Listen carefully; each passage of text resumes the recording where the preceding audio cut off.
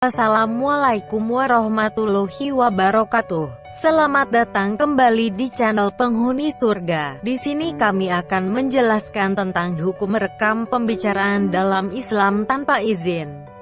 Sebelumnya, bagi yang belum subscribe silahkan di-subscribe terlebih dahulu, dan jangan lupa nyalakan lonceng notifikasinya. Jika menurut Anda video kami bermanfaat, silahkan share ke seluruh sosial media yang Anda miliki. Hukum merekam pembicaraan dalam Islam tanpa izin masih segar dalam ingatan kita ketika seorang pimpinan sebuah perusahaan asing di Indonesia secara diam-diam merekam pembicaraan dengan antara dirinya dengan seorang pengusaha dan seorang pimpinan DPR di sebuah hotel dengan menggunakan telepon pintar. Kasus ini begitu menyita perhatian masyarakat dikarenakan isi rekaman pembicaraan yang menyeret nama beberapa petinggi di negeri ini. Drama pun berlanjut yang ditandai dengan munculnya pro kontra terkait dengan keabsahan rekaman yang dimaksud dan boleh tidaknya melakukan rekaman pembicaraan tanpa sepengetahuan pihak-pihak yang terlibat. Akhir dari drama ini, kita semua telah mengetahuinya. Bagaimanakah Islam memandang hal ini? Lalu, bagaimanakah hukum merekam pembicaraan dalam Islam?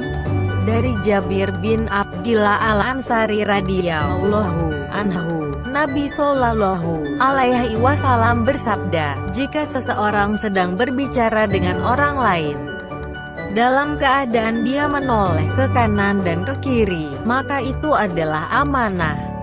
Hari Ahmad, menjaga amanah adalah perintah Allah SWT. Salah satu dari sekian ayat-ayat Al-Quran tentang amanah yakni surat An-Nisa, ayat 58 Allah SWT berfirman, yang artinya, sesungguhnya Allah menyuruh kamu menyampaikan amanat kepada yang berhak menerimanya dan menyuruh kamu, apabila menetapkan hukum di antara kamu menetapkan dengan adil. QS An-Nisa 58. Rasulullah Shallallahu alaihi wasallam bersabda, tidaklah beriman orang yang tidak memiliki amanah. Hari Ahmad, seorang muslim itu harus amanah. Amanah dalam Islam tidak hanya mengacu pada menjaga barang titipan, melainkan juga menjaga rahasia atau pembicaraan yang sifatnya rahasia atau jika yang bersangkutan meminta demikian. Ar-Raghib Al-Asfahani berkata, rahasia itu ada dua macam. Pertama, pembicaraan yang disampaikan seseorang yang menunjukkan permintaan untuk dirahasiakan. Yang demikian itu bisa jadi dengan kalimat langsung, seperti perkataan, rahasiakan apa yang aku sampaikan kepadamu. Kedua, atau dari sikap seseorang. Misalnya seseorang memilih berbicara berdua saja untuk menyampaikan apa yang dia sampaikan, melirikan suara, atau menyembunyikan suara dari orang lain yang duduk bersamanya. Karena itu, jika kita tidak amanah dalam artian membocorkan pembicaraan dengan cara merekamnya, maka hal itu merupakan perbuatan yang zalim. Akibat tidak amanah dalam Islam diantaranya adalah mendapat azab dari Allah. Allah SWT berfirman dalam surat Al-Furqan ayat 19 yang artinya, dan barang siapa di antara kamu yang berbuat zalim, niscaya kami rasakan kepadanya azab yang besar.